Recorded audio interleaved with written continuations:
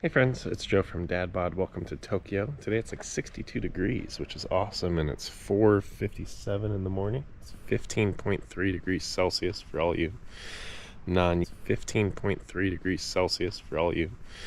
non-US Celsius people. And we're gonna run 6 miles, possibly. So let me pop you in my head. We'll get to work, start our day bright and early. There's 2 people coming down the road, so I'm gonna wait a second so that's not awkward for them. So I'll just get my phone set up while you look at the under chin. It's the most aesthetic part of me. And let me set up my run tracker. Oh. Alright, one more second. Let's see. 3, 2, 1. Click a button. Bink. Workout's begun. Poppy on my head. Y'all ready for this? We should be able to catch a sunrise, which will be nice. And we get to clear our thoughts, prepare for the rest of our life. Let me see if I can tighten this really quick. Under the beam. Alright, got you popped on. Workout has started. It's our first day running without gloves, which is weird.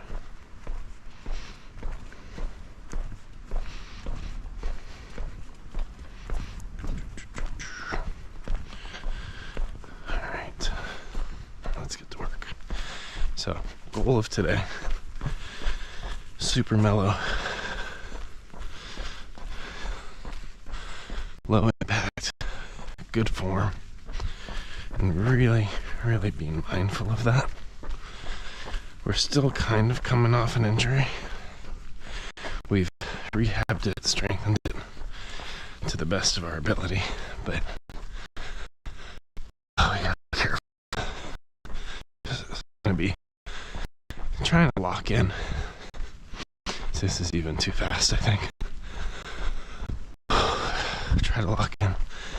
Nice, mellow pace. Good, solid. And go from and enjoy the quiet. Now, friends, if you've been through it with us, through all the shenanigans, like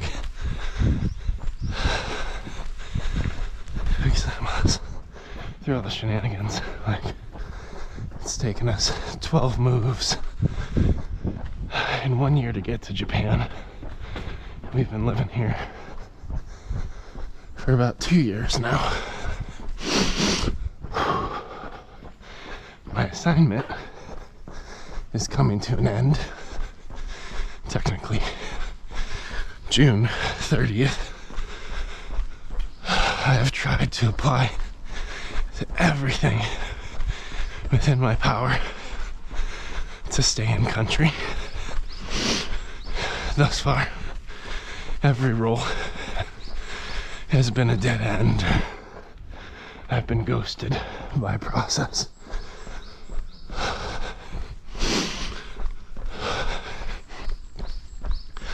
And it's looking like we're moving back to the States for real.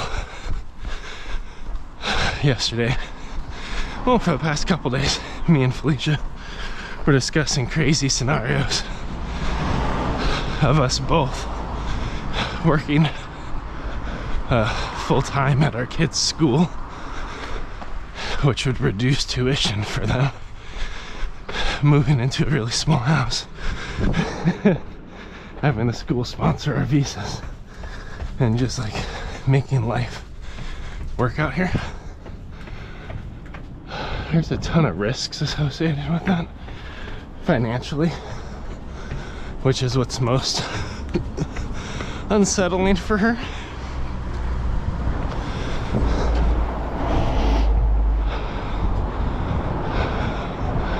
So we went back and forth about it. Lots of good discussions. And last night we reached a point of being settled with going where J&J tells us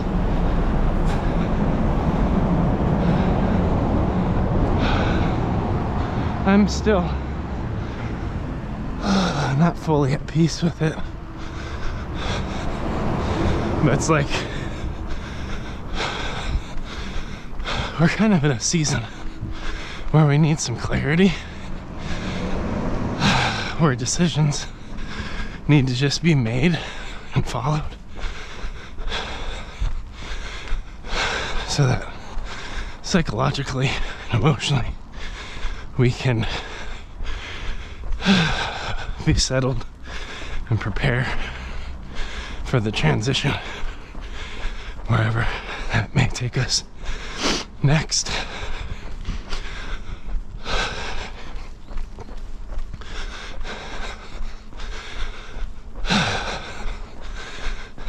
So, as of now, we're kind of the mindset that it's time to go. It doesn't mean we want to. It doesn't mean we're ready.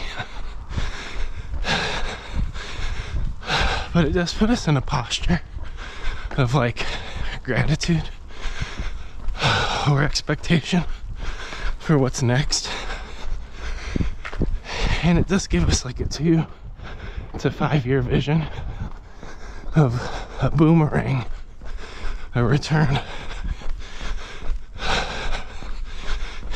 Even if that return comes at a really high personal cost to us financially.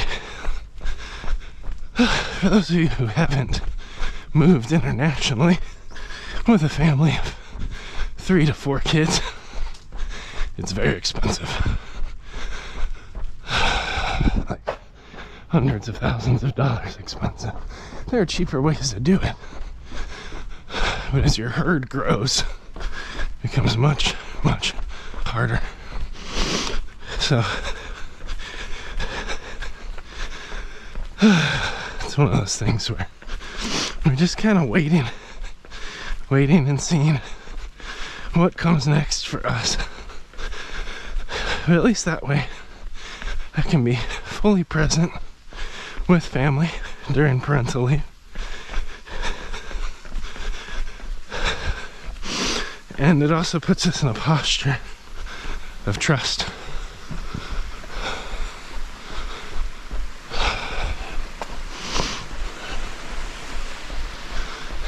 So, we shall see what comes next.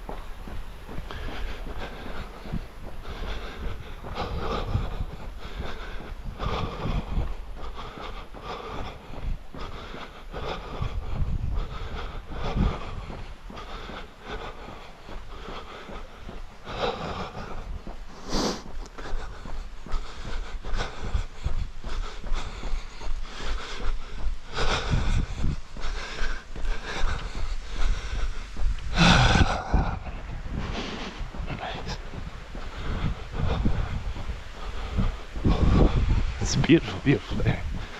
We're in that like sweet temperature zone where it's like not too hot, not too cold. It's like lightly chill, but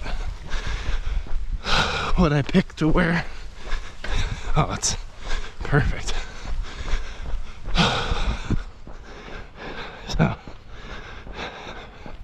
we're flowing pretty well. Yeah, that's kind of our, I was gonna say our life story. Cool story, bro. That's where things stand concerning whether or not we stay in Japan or not.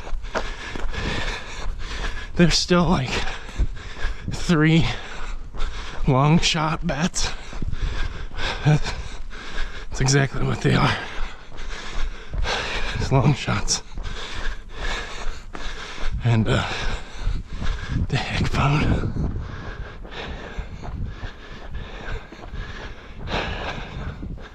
So we just have to be kind of open to what comes next in our life.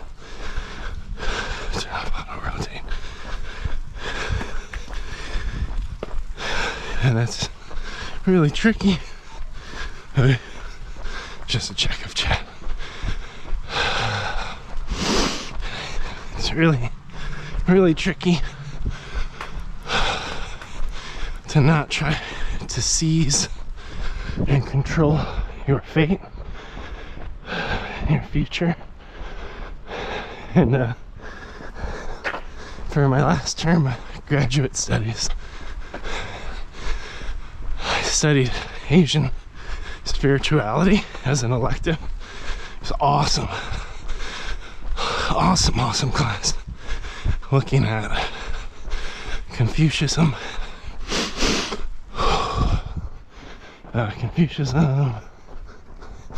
Taoism, traditional Buddhism, Zen. And one of the things in Zen, which was really interesting to me, is this concept of wu-wei. Basically, wu-wei is this idea of not working against the natural course of nature, like against striving, fighting, controlling, and shaping our world, but rather having open hands to the whole thing, kind of flowing with the natural course of nature. Some oversimplified definitions of it describe it as non-action.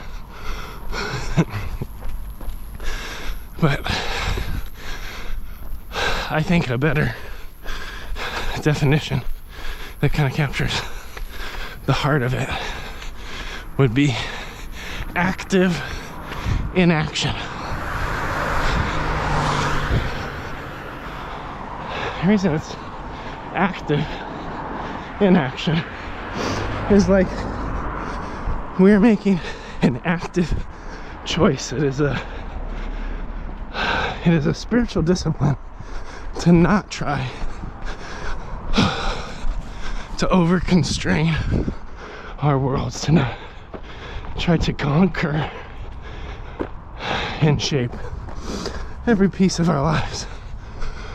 And trust me, there, I work in industry, I work in R&D. Pace of life is crazy fast. You know, we hire people who work hard, take action. Everything values quick, good decisions and taking action. So the idea of like moving towards a culture of flowing with nature, like, oh man, that's super countercultural. It's the opposite to what I know. Now I've been taught to mistrust systems and people and go out and shape the outcome through diligence and keeping my eyes open. And it's like in reality,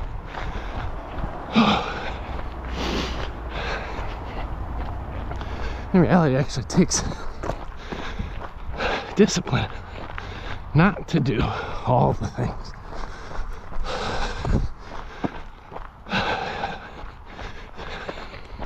To choose to let some things be, or to move in their own natural course over time. It's really a beautiful mindset to try to integrate into my life, because a lot of times I've seen entire organizations strive and sprint and push all down the wrong path. And after burning millions of dollars and thousands of hours across all the people involved, there's this defeated realization of like, oh shoot, I just missed little Kyle's birthday because I put everything into this project and this hope of a good performance review and advancing this super important thing. And then some leader just floats in over the top and is like, nah, we're gonna kill this. What? You know, so it's like one of those things where if a few people in the team from like a diversity, equity, and inclusion perspective have more of a posture of wu-wei, where they're really seeking the best natural course for how things could or should fit into place, then they may be able to identify when things are pushing towards that cliff, alert the team, cause the right escalations, save the money, but better yet, redirect people's energy along the natural course of things. So it's, from a personal practice perspective, oh man, it's so hard for me because I just want to be able to give my wife, my family, my friends, our kids' schools absolute certainty. Yes, we will be in Japan for 3 more years.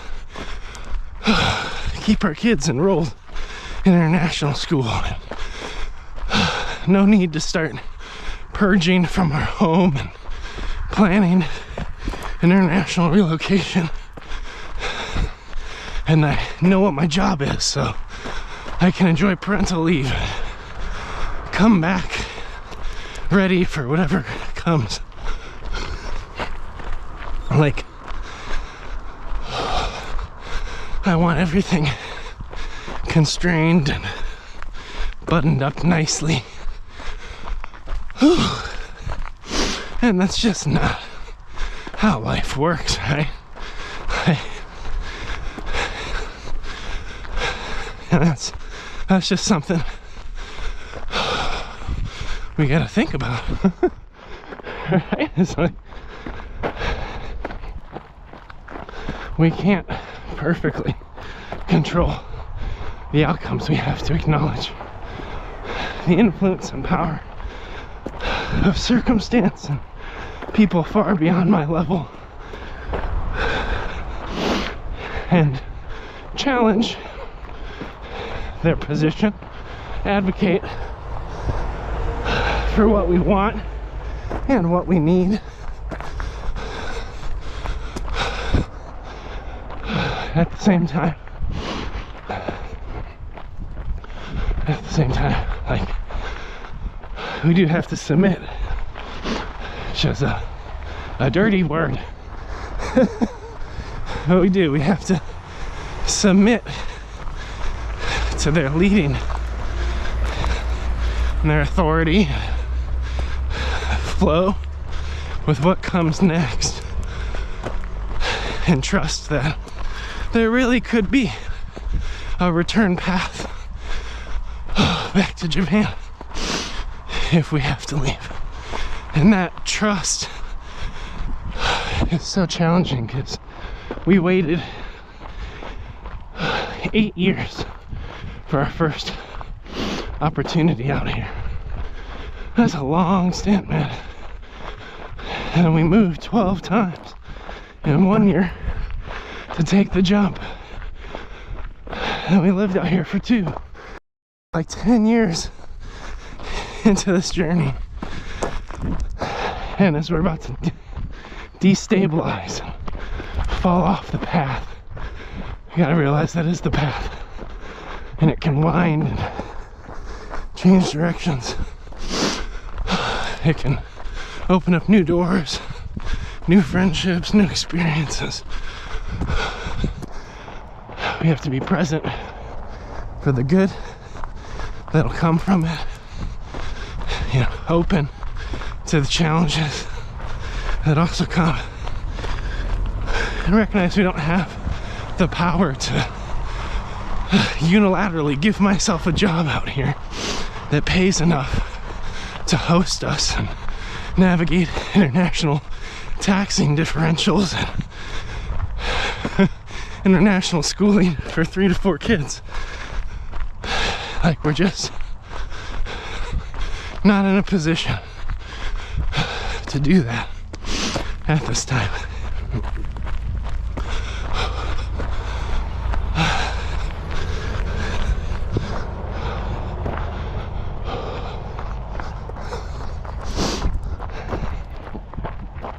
And that's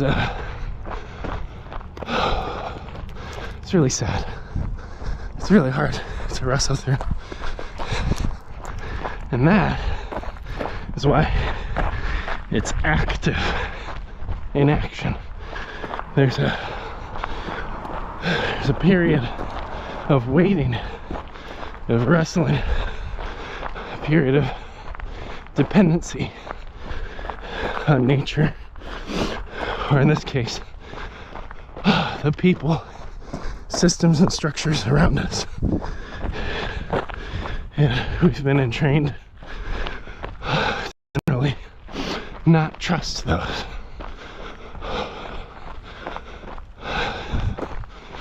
To feel like we've been burned one moment after another. But if we can increase our time horizon, we'll find that we've made the jump once, and it's not impossible to do it again. And we don't know what life will open up in Silicon Valley. We just don't know.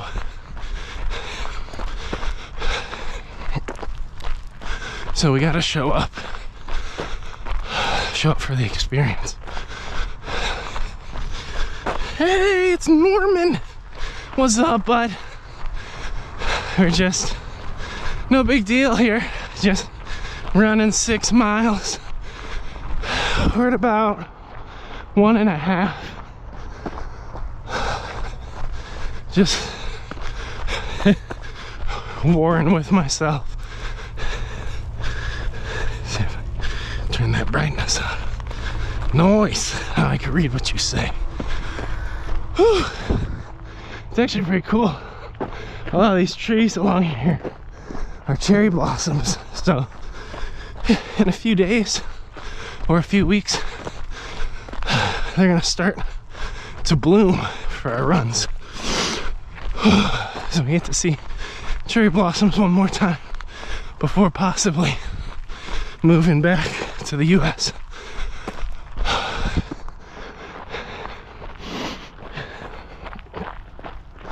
We're still waiting for an opportunity that keeps us in Japan. But right now, the most promising path economically for our family is not a return flight, but a flight to something different. Moving out to California, working on robots. Should be fun. It's a bit earlier than usual. It is. On Mondays we do the long runs. So I normally wake up at 4 a.m.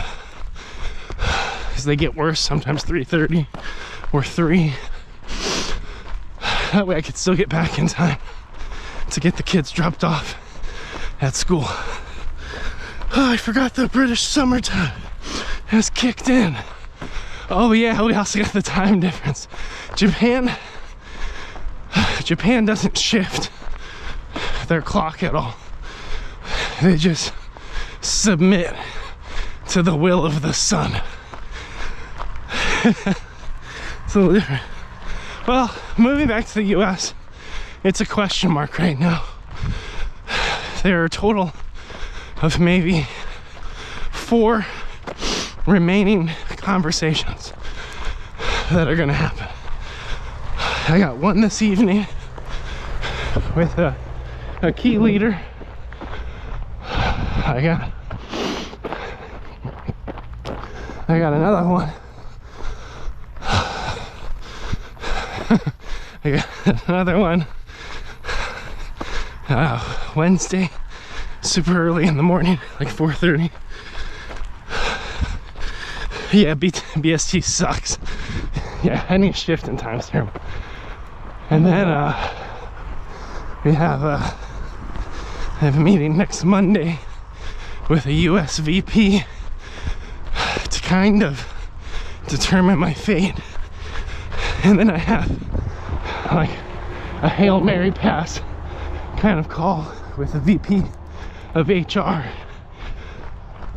in Asia Pacific to see what's out there for us. So the whole thing is what we'd say in Japanese, mendokusai, which means messy and troublesome. So we're just trying to figure out, are we here? Are we there? When's the transition? How do we move on it? And how do we still choose to enjoy parental leave despite these things? Very, very hard. Oh, damn! Hey, this is a family-friendly stream. I'm just kidding. You could use damn in PG movies, so we're good. Oops, bad word. No, it's fine. But it's pretty crazy trying to get this all sorted, having a new baby. Because like with each kid, you naturally acquire things. And one of the things you acquire, which is super important, is friendships and support networks.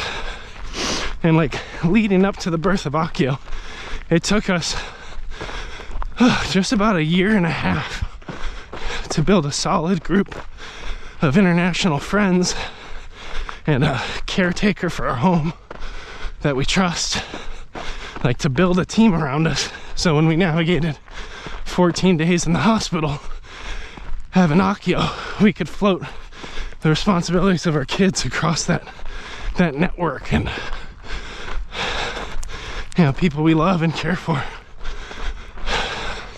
And to disrupt that over a job, over financial stability, like emotionally, ethically, that's super hard for me, because I feel like that stability and those friendships are one of the most important things for our kids as well. Having to move back to the US when you're so planted seems mega stressful.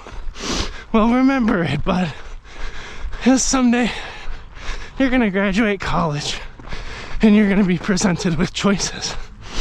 And those choices may have you work in different localities. But there's a chance you meet a special someone. You have a partner.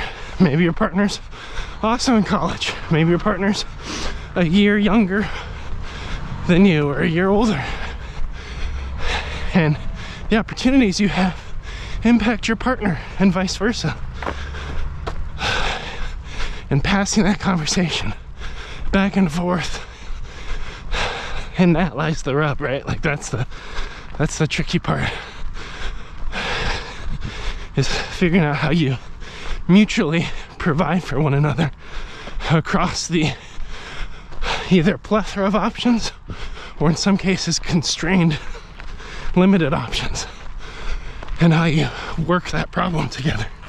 That's like a wonderful thing. So hopefully when you get to that position, either position, transition with a partner, or transition with partner kids, you'll remember. Ohayou gozaimasu, gambaru. Oh, I love being passed by happy runners. They're so rare in Japan. Most people like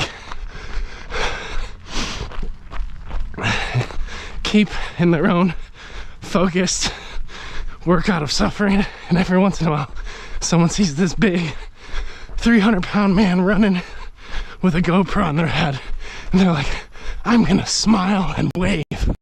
Oh, it's so validating. It gives life. I hope my work places me in Switzerland and I can meet someone there. Dream wife. Huh? Set a path, right? Work towards it. Watch my TED Talk. That'll be a funnel.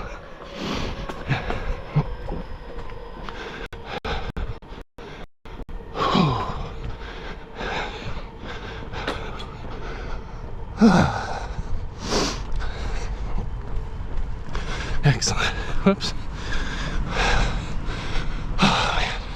So it's crazy. Like, I don't know how many more times I get to run over this bridge. And that's, I don't want to say it's unsettling or even disheartening.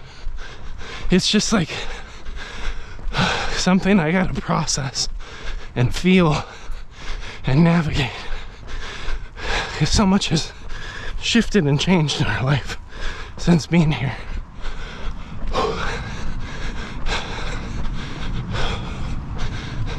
Ohayou gozaimasu. See, that's a more focused, quiet. I need to watch your TED Talk. Yes. And you need to share it with all your friends. You gotta get that one going viral.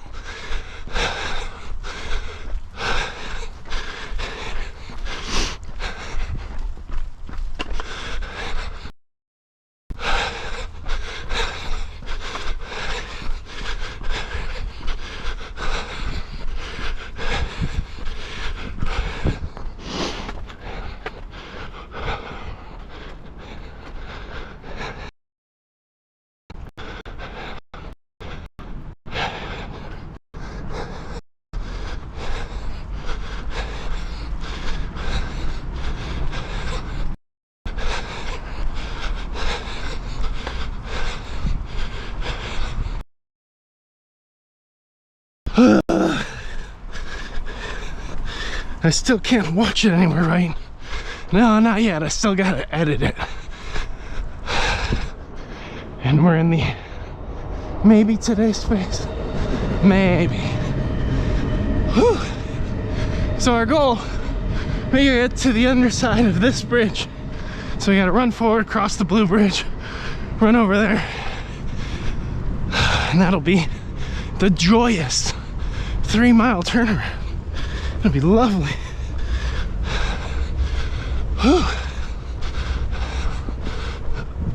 The only perk of moving back to the US, the ability to buy shoes and shorts that fit.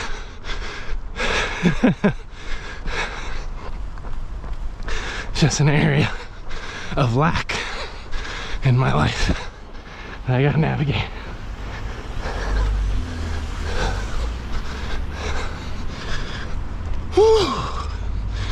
So Lucius, what classes do you still need to wrap up? You got 2 months left, right? I don't even know what courses you're taking for computer science. And for the friend hanging out on the live, first of all, thank you. We just hit monetization, so it's super appreciated that you're here. I get like 12 cents USD for every view on my runs, so much appreciated. Thanks for supporting. But in case you don't know who I am, welcome to the frenzy of my world as I learn how to raise 4 kids in Japan our tagline will probably change to, as we learn how to raise 4 kids across the world, which would kind of assume that San Francisco isn't the last stop. But this is DadBod. Basically, I'm a larger guy. I'm about 300 pounds. But I enjoy, well, enjoy's the wrong word. I resolve to continue to better my body. So I do strength and conditioning Tuesday, Thursday, Saturday, Beat Saber on Sunday, and I run my long runs on Monday, which is today, my recovery runs, which may become bikes, on Wednesday. Whew. And then we have our that hill gas training. And then we have our fart-like interval training on Friday. So happy you're here, friend. Thanks for joining the live. We got about 3.5 miles or a 5K left. I'm running it super slow. This side is Tokyo. We're crossing the bridge into Kanagawa. Whew. They call Kawasaki, so we're coming along.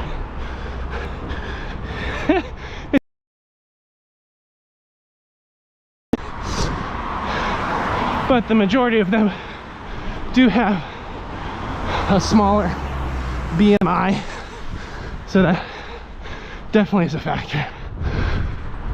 They have a much more active lifestyle,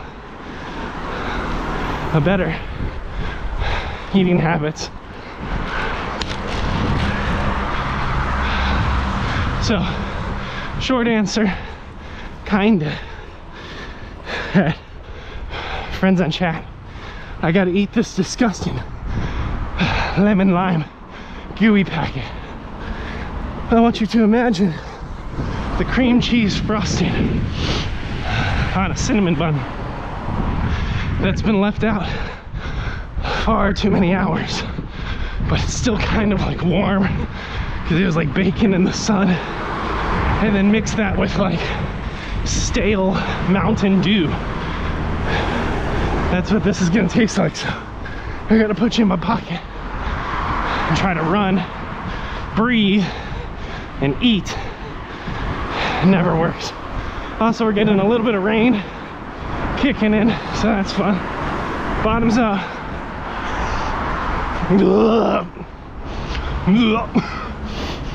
Great.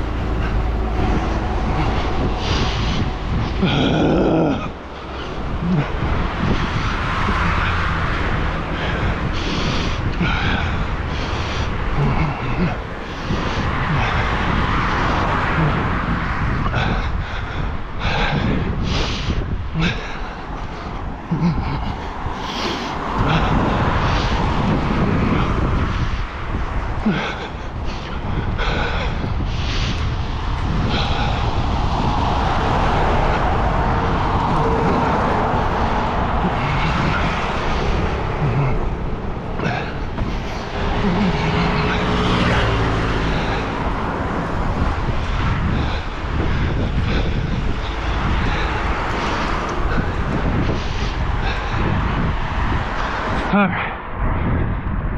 so I gotta work on putting my phone into a bag while I'm running. How should I do that? Alright, Lucius, hang tight. I just gotta run down these 2 hills under the bridge, and that should be 3 miles exactly. So as I approach the bridge, I'll pull out a plastic bag and shove my phone in it. Right now it's kind of protected in my pocket. That's so disgusting. Whew. I think I wore the right gear though. Like, it's raining. It's more on the threshold of refreshing than cold. It's still chill. If it really picks up, it'll suck. But for now, I can handle it. Got a nice downhill right here. So my approach on downhills, I actually typically open up my stride a little bit so I can land well, keep a nice tilt forward.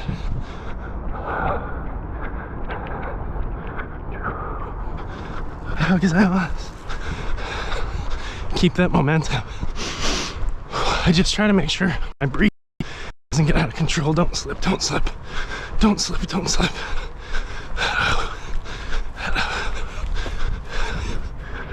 Wet grass, not my friend.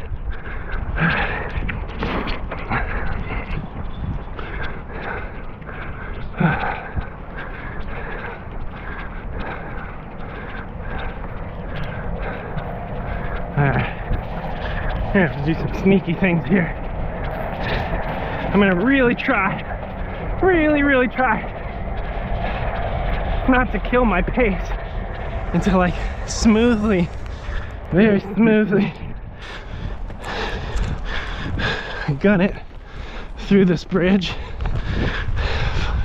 shove my camera in without getting water inside of it, and then open my run tracker. Oh crap, we're already having challenges. Bring it out.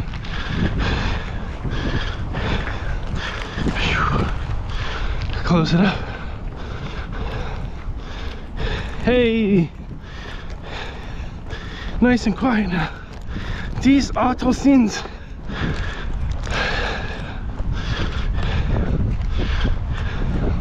Alright, we're at 3.1. Turn it back. Exactly halfway. That's what I'm talking about. It's my best Groot. Not Groot. Gru.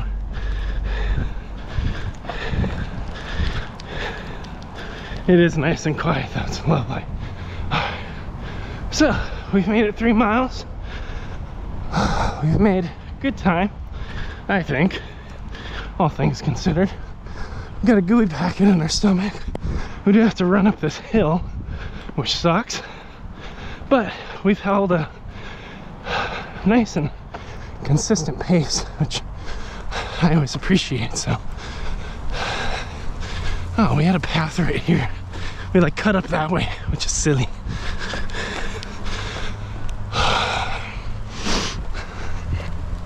But hopefully you can enjoy some ASMR. Rain, traffic, breathing, and dad life wisdom. Not dad jokes, I don't got those. Just dad wisdom to live by. The cars are loud. It's what I said. What were the signs on the bridge? Well, on the bridge, cars are really loud there, which is what I think you were saying there, son. Whew. Running uphill against rain. Give it a 0 out of 10 on the fun. 0 out of 10. Let's go.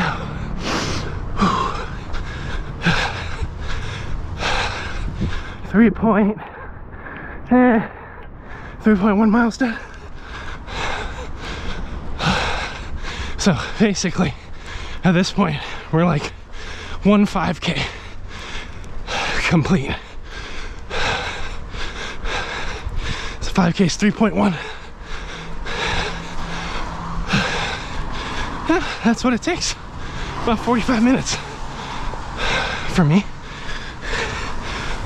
It might be different for you. Whew. Lucius, when are you gonna run with me?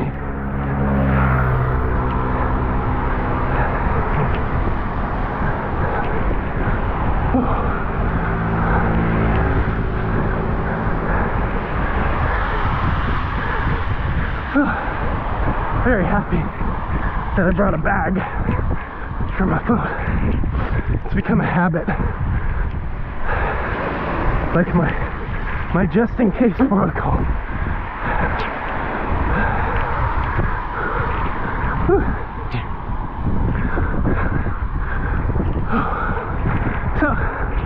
from a form perspective, we're running pretty well. Certain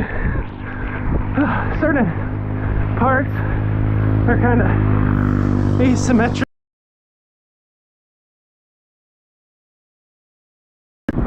So that is something we're working through here. Whew.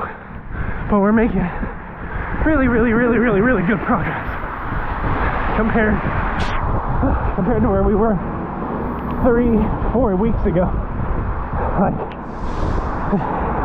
this run feels pretty safe and smooth, all things considered.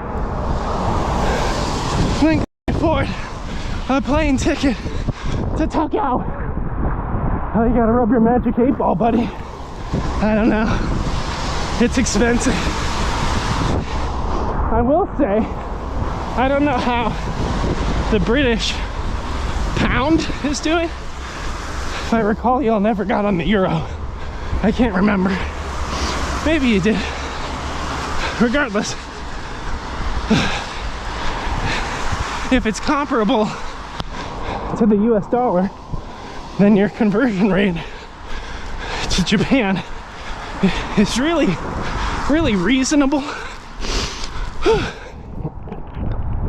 So I would say you're not in bad shape.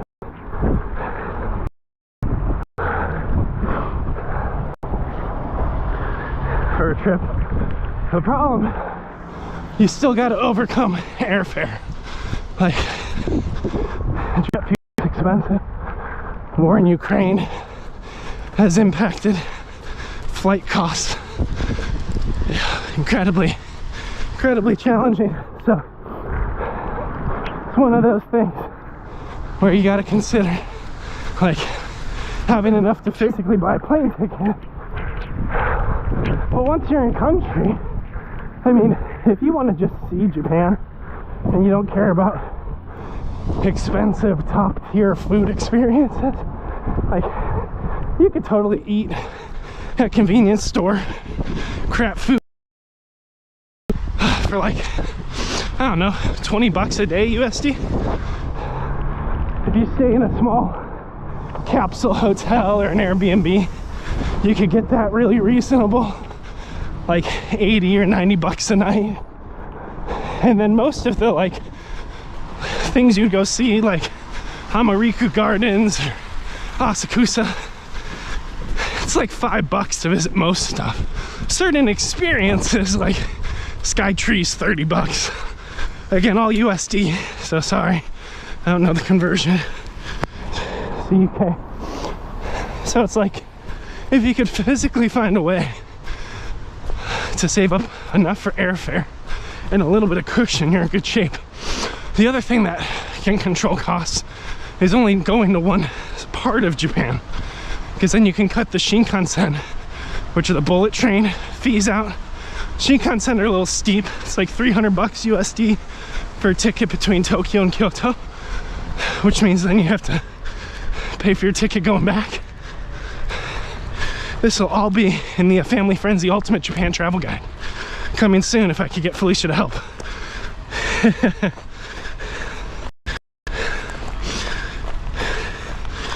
Let me catch that. Sorry, it scrolled down. Cars are loud.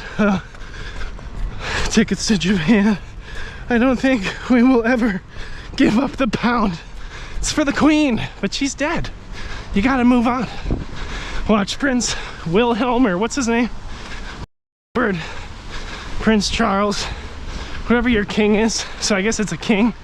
King Philip, King Philip III, King Louis XIV, whoever's leading the UK, they'll be like, what if we get rid of the pound and go all in on Bitcoin? My grandson was telling me about it. It's gonna be huge. That's another path. That'd be funny. Yeah, the conversion is pretty crazy, but the ride is still high. Yeah, it's just one of those things where, like, if you want the experience, you gotta save up live a little differently on the front end to position yourself to have that choice later, right? The other path to seriously consider, and it's something I looked at a lot of Japanese universities, encourage a semester of study abroad. I don't know the cost comparison to your university and whether you can still get financial aid or support for it, especially if you have people who like knock off some of those requirements, whatever they may be, and then you get 6 months in country. Your student fees and determine if Japan's a place you eventually want to return to live and work in. Like, if you had a shot at study abroad, 100% go for it. Some people, like, one of my hesitations, besides being in a relationship with Felicia, and at that time she wasn't very keen on Japan, was like,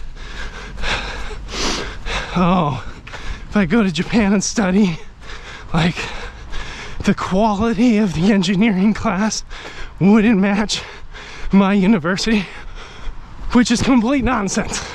Like, after becoming friends with Japanese exchange students in the US, I was like, oh, I should have just went there and learned something. So I wouldn't be too worried about continuity of your CS undergraduate, because college is just teaching you how to approach problem solving. So you can swap in and out different modules to kind of learn the same stuff. And a lot of these colleges have international professors in Japan. So you can do a study abroad where all your classes are still in English. It's not always the case, but if you start looking at the process, depending on the size of your school, it probably has a study abroad program. And if not, you search for Japanese colleges that have them. They could probably work with your advisor and administration to set one up. I don't know, it's just a thought, right? If I could do it all over again, would I change anything? I'd change a lot, but I can't. And my life has unfolded in a peculiar, unexpected way. And I just gotta keep trusting the journey and see where we end up. Holy cow, friends. We have almost run 4 miles. I'm getting angsty or anxious. I'm like, oh man, when are we gonna be done? Oh man, I'm cold. I'm wet. My legs are... Let your body autopilot. You know the drill. We know how to do this. As of now, form is in the B+ territory. So really low marginal risk of injury if we continue. It would literally just come down to comfort and willpower. Like, one comfort I would love to take is I know that the optimal bathroom on our path is right over here at the end of this field, because it's the only non-squatting one for about 800 meters of dead zone and a scary finish. And I'm like, should I proactively go to the bathroom? It's like, no, you're holding it fine, just keep going. And if you're about to have an accident on a Japanese side street, turn off the GoPro, wait for people to walk by, hide in the bushes. We have a protocol for all this, okay?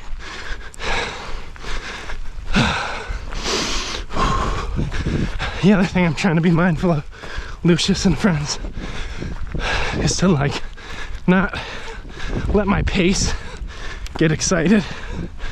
Like, just keep throttling naturally we are making pretty good time. So my pace is, it's kind of flowing. That's the best way I could put it. So I'm letting my body lead a little bit, but I'll slowly lose oxygen if we're not careful. So you gotta be mindful. Stupid chat, I missed a whole bunch from Lucius. All right, sounds good. Considering how half of the financial problem, we're trying to keep the pound in a good spot. I don't think any plans of getting rid of it. Yeah, but again, once Prince Zuko takes control of the UK after all the Fire Nation burns down the last Airbender citadel, kills all of Aang's friends, first thing they're gonna do is move over to crypto. Like, it's inevitable. So, sorry, I started watching the last Airbender, so I'm kind of in that experience.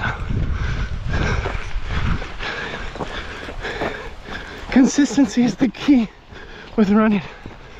Well,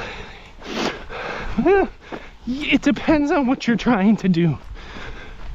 Like, if you are what we call like the anchor of a relay, and you're running a quarter of a mile, it's not really as much about consistency. It's just raw speed, and that speed will be variable from the start to the finish, just based on what you're capable of, the maximum speed you can successfully execute a handoff. But for long distance running in general, a consistent pace is better, but not 100%. So there's a lot of people that will do half marathons. Some of these folks are heavier, younger, or way older. So I guess anybody, where they'll walk for 2 minutes, jog for 2 minutes, walk for 2 minutes, jog for 2 minutes. And sometimes that low intensity variability of heart rate and pace is more natural and can be sustained than locking a mid-intensity jog pace the whole time. So it's kind of person to person. Like, on a lot of my long runs, walking still becomes part of the journey. Like if I'm having a tight hip flexor or hamstring, sometimes when you walk, it can open it up differently and safer than if you're jogging. It's just loading your body differently. So then those moments can get a little bit more variable on rhythm. The other thing to consider is the world is not perfectly flat, right?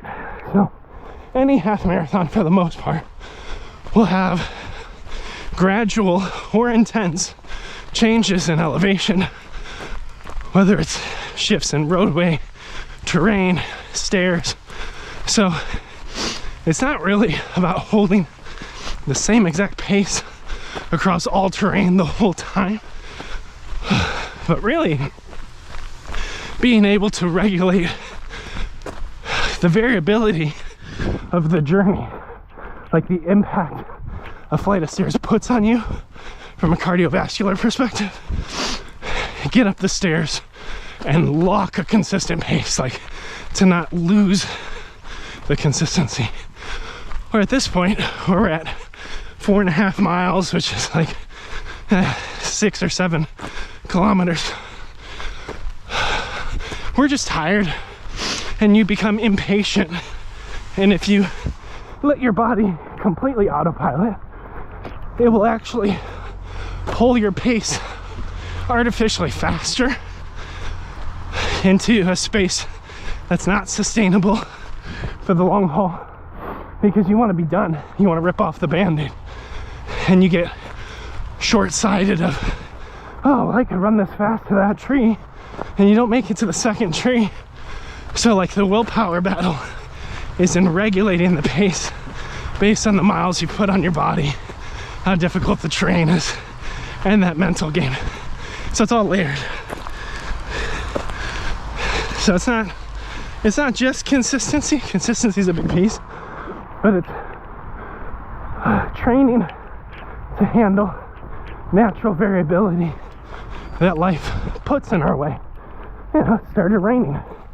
That's a variability. My clothes are heavier. My skin's colder. I'm blinking more. Eventually, if it gets really heavy, my eyes will start to sizzle like Eren Yeager from Attack on Titan. You know, it's like, or Levi. Lovely rain. Yeah, it's beautiful. It's great. It's picking up. So this rainy stream is dedicated to you, Lucius. But it's actually one of the reasons my training isn't consistent. So when I first started running long distance as a heavier person, I totally threw out strength training. And what time is it? It's about 6 a.m. So we're doing really good concerning parental commitments. Very thankful for the 4 a.m. wake up. I will need a nap though. But my training used to be the same. I would like go out and run every single day. I didn't do any core, any back, any weightlifting. And then each Saturday I would increase the distance, ramp up towards a half or a full marathon. And I was so injury prone because I didn't know how to contract my core, squeeze my back, roll my shoulders back and down, squeeze the walnut, keep my sacrum stabilized. So I was just putting really heavy, high impact on my body and running it into the ground. And I think that's running heavy without understanding form was super irresponsible. And I had no understanding of nutrition going into college at all. And I was already kind of heavy, but I was still like a 3-sport athlete, so I was used to working out and trying to exercise so I could eat kind of mindset, which doesn't work because you float towards your 20s. You know, so there's like the freshman 15 pounds wise, which would be about, I don't know, 8 kilos. I probably put on 20 kilos my freshman year because we had an all-you-can-eat dining hall. And coming from a space of like financial insecurity, I looked at that and I was like, man, I took out all these loans to have this super expensive eating plan, and I don't want to waste what I paid for. So I'm gonna go in and max my plates every breakfast, lunch, and dinner. I mean, at lunch I'd roll in and be like, oh snap, it's chicken finger mozzarella stick day. You're telling me I'm not limited to 6 mozzarellas as a side dish at a pizza place? And I would grab like a piled high plate of just mozzarella sticks and chicken nuggets and chicken strips. And then I would wonder why like I would still work out an hour and a half a day and I just got bigger and lethargic and sedentary. Go back and play video games all day. Like the only perk I had was at least I needed to walk to class. So that was one thing that kept our activity level decent. But other than that, man, whew, I was in no man's land. And I know a lot more now than I did then. But it's really difficult to backpedal from all that. So actually, It's why I love live streaming fitness. It's just being able to like normalize conversations about stuff like this. Because like, if I looked at it from a financial perspective, if I'd gone in there, understood what a good healthy plate was, got my fuel for the day, I probably would have been way smarter at class, healthier, have more time and energy, would have been on a different health and wellness track going into the rest of my life. And all the money I've spent on online training, personal training, physical therapy, you know, if things had continued to progress, spinal surgery in my 30s, which I think I'm off the path for that. Like, if I'd seen the long-term financial wisdom of hitting a balanced plate with a small piece of indulgence and looking at food as fuel, it actually sets up for a different sense of health and wellness in my 30s, but also like a different level of financial health and wellness on the back end. But they're not incentivized to teach any of that stuff. They want to sell the all-you-can-eat packages. They make more money off of it, and consequences, some of the larger kids are just going to go in, wreck their food, wreck their life, and then down the road try to recover. It's just not, it's not right. Yeah, it's just not gonna work out for anybody. What time is it? Oh, we've already talked about this. My phone's being super wonky with getting messages. It's just okay. You know what time it is? It's just ramble time, man. Ramble, ramble. Get it done.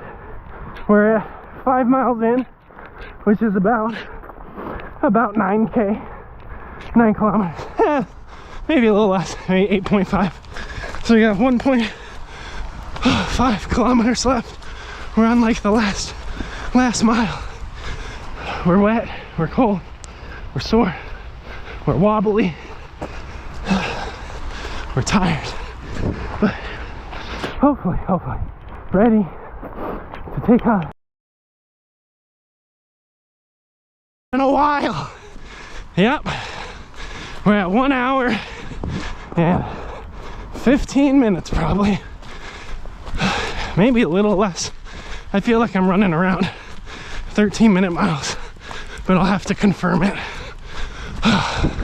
So right now, trucking, keep your core taut, back flexed, shoulders rolled back, gradual forward lean, strong thunder thighs, tight glutes, squeeze a walnut between your cheeks, crack it. That's how we run safe. That's how we keep pressure off the spinal cord. Tuck your tailbone. Breathe. Breathe. To the game. They break it. Upstairs. Refine our resolve. Or yeah, they reveal if we have it. Here we go. Up, up, up, up, up, up. Keep pace. I'm gonna shorten my stance just a little bit.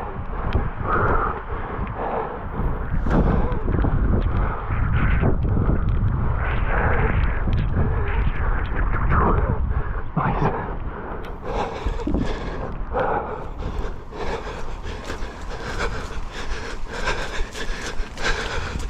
Almost got bit by a snake on that stairwell last year. Scurry.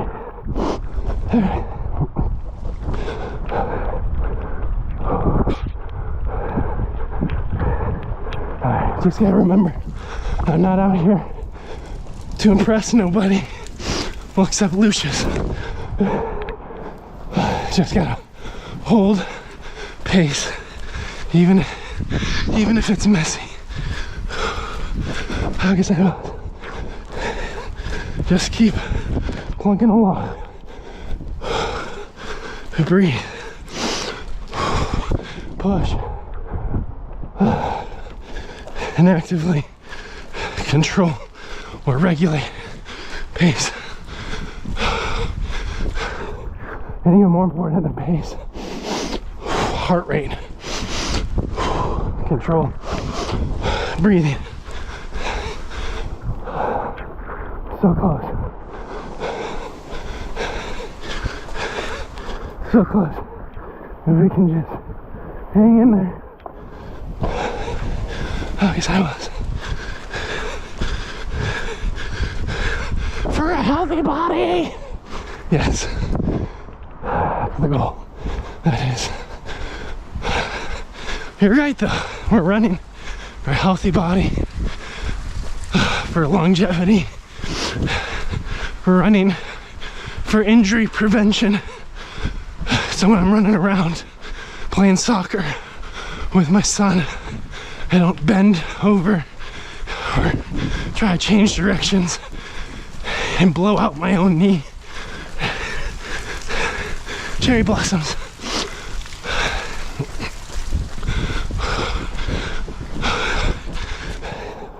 Like I said, we're out here because we're worth it. The journey is worth the difficulty. And we're on day 314 of our journey. We keep showing up for ourselves. We'll keep making progress. And we'll keep Lucius impressed. How can I say this?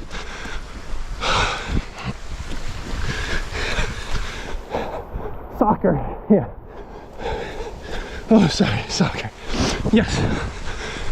Yeah, sometimes we play a little soccer together.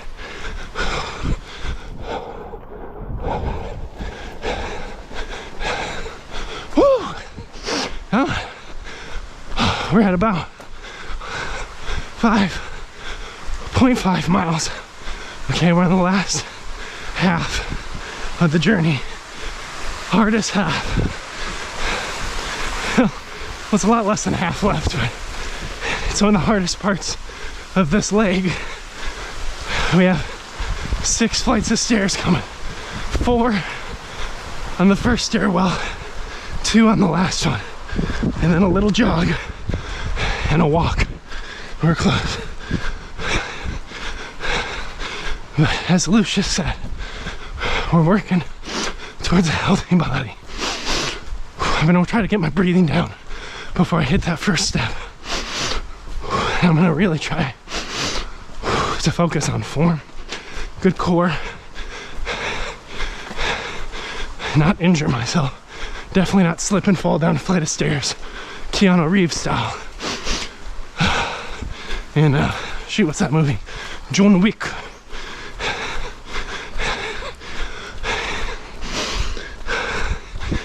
It was just a dog. It was John Wick's dog. Come on. Almost there. Today's entire live stream workout dedicated to Lucius, our friend from the UK. Took the jump from Twitch to YouTube. 10 out of 10.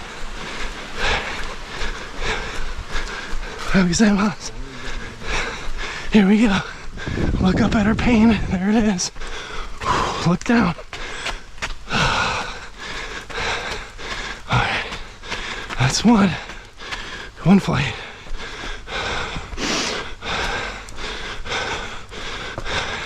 That's 2.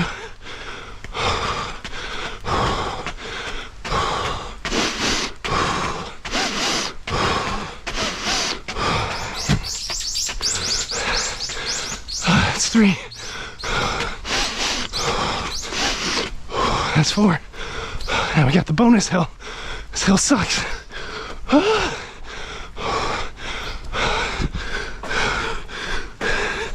Not too long to go. That's right. We're close. Slowly dying.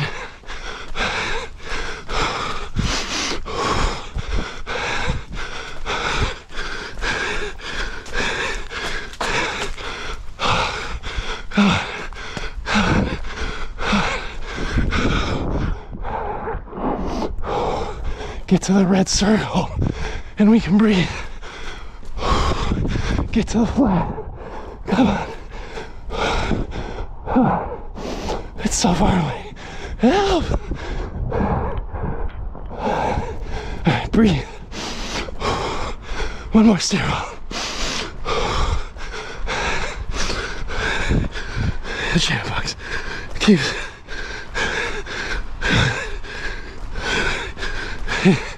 Yeah, I will say, live chat on YouTube, C+ compared to Twitch. Very late in.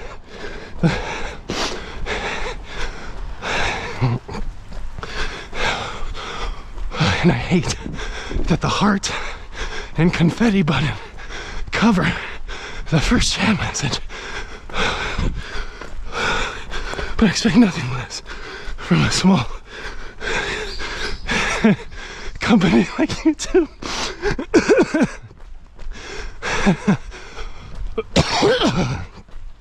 You got me choking. It's hilarious. Yeah. Nothing less from a small company like YouTube that makes the majority of their revenue off of live streaming. Right. Last flight.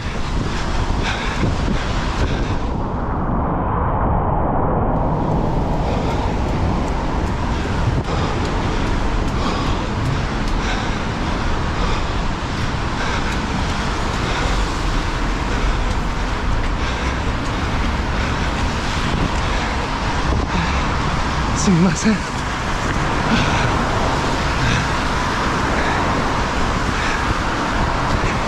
Am I gonna be okay?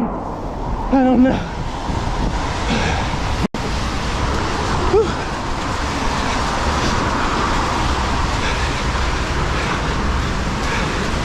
Almost there. Oh my God.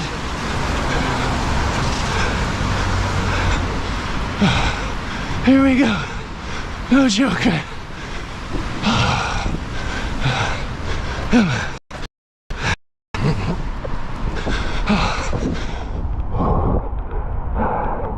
Yeah, people talk about the runner's high.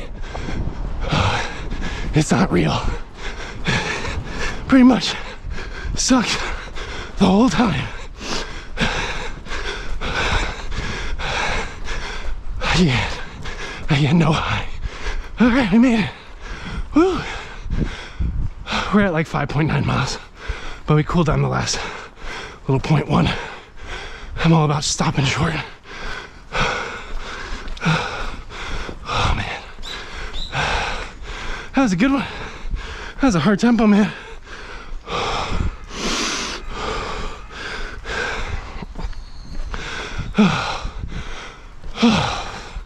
Great.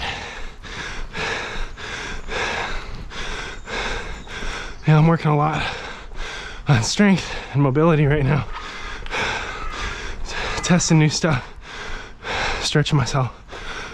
So my entire form for running is slowly evolving, just based on building strength in different areas, particularly a lot of rehab on my hip flexor, my hamstrings, my left knee, my right hip and sciatica. So it's actually, runs like this are really cool because the whole time I felt different asymmetries. Like my lower right side of my back was taut, so the left side I couldn't engage the same way. On my left knee felt pressure, my right one didn't. Like every landing isn't perfect. Thanks for the lovely run, friend. I keep missing the grill streams. They're so cool. Yeah, do you watch them after the fact? It's helpful to know. I don't expect it. But if you miss a live and you still watch it on YouTube, it does add revenue. I'm not about keeping you here for the money because it's not a lot. But it's also helpful for me because a lot of times when I do those girl streams, like it's spur of the moment, I don't put advance notice out there. And right now views like are very low, or chat's very low. And I don't know if I should just provide ASMR grilling experience